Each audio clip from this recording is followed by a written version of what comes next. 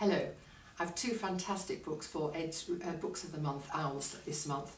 The first is by Katie Davis, and this is called The Great Cat Conspiracy.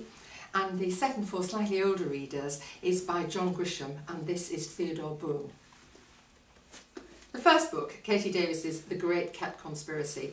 This, as usual with her books, is absolutely hilarious. A very, very good read. The children in the book have got a new cat. It keeps bringing in presents, in inverted commas, for the children into their house, which they're not too pleased about. And then one day, it actually brings in the head of the vicar's very expensive koi carp. So, of course, the cat isn't the most welcome person in their house at the moment.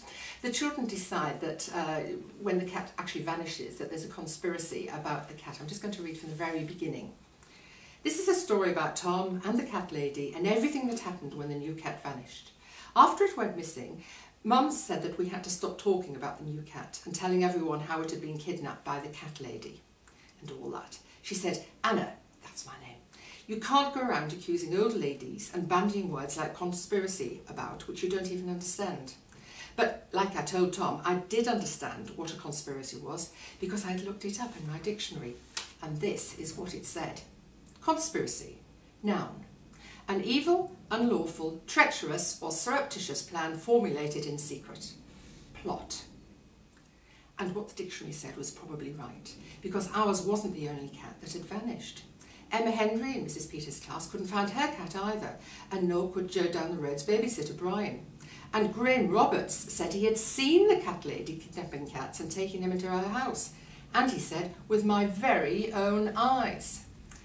So, of course, the children are very concerned about what has happened to the new cat, and of course they have to start an investigation to find out where it is.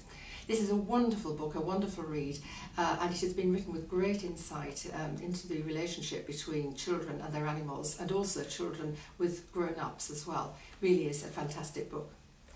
This is a huge contrast, but an amazing book. This is by John Grisham, and this book is called Theodore Boone.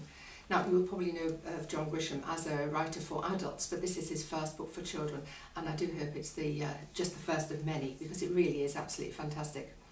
Theodore Boone, or Theo as he's generally known, has been brought up in a legal family. Both his parents are lawyers, and so of course the law is second nature to him. He loves everything about the law and takes great interest in it, even though he's only 13. His classmates and his teachers even realise how much he already knows about the law. In his home city, there's going to be a murder trial, which of course is pretty spectacular by anybody's standards. And because Theo knows the judge, he actually makes an arrangement to go to the court to see if he can arrange for some of his classmates to go with him to spend what they call a field trip, a day in the court. So he's just had permission from the judge's secretary to speak to the judge. And so reading from quite near the beginning of the book. "State your case," Judge Gantry said. Theo had heard him issue this command on many occasions. He'd seen lawyers, good lawyers, rise and stutter and search for words while Judge Gantry scowled down from the bench. He wasn't scowling now, nor was he wearing his black robe, but he was still intimidating. As Theo cleared his throat, he saw an unmistakable twinkle in his friend's eye. "Yes, sir. Well, my government teacher is Mr. Mount, and Mr. Mount thinks we might get approval from the principal for an all-day field trip to watch the opening of the trial tomorrow." Theo paused, took a deep breath, told himself again to speak clearly, slowly, forcefully, like all great trial lawyers. "But we need guaranteed seats. I was thinking we could sit in the balcony." "Oh, you were?" "Yes, sir." "How many?" 16 plus Mr. Mount. The judge picked up a file, opened it, and began reading as if he'd suddenly forgotten about Theo standing at attention across the desk. Theo waited for an awkward 15 seconds. Then the judge abruptly said, 17 seats, front balcony, left side. I'll tell the bailiff to seat you at 10 minutes before 9 tomorrow."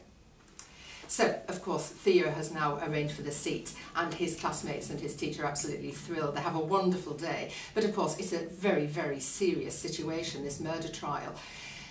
At first, Theo thinks that he's just a sort of spectator at the trial, but he soon finds that he's actually dragged into the middle of this. Is Theo the only person who actually knows the truth? well, you'll have to read to find out.